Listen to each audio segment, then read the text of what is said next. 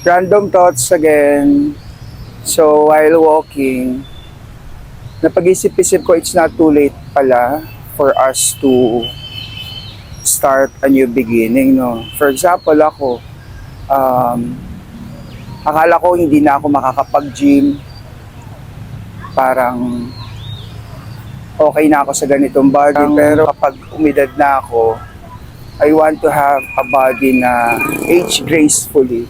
So yun lang, napag-isip-isip ko rin na parang okay din to na nag-start na rin yung walking era ko while enrolling sa gym dito sa One Stop Fitness sa Pampanga. So hindi ako nagsisi kasi gumanda yung mindset ko, at the same time mas lalong napahalagahan ko yung mental health ko. Tapos, instead of worrying everything, nabawasan lahat. Na-divert yung attention ko sa pag-gym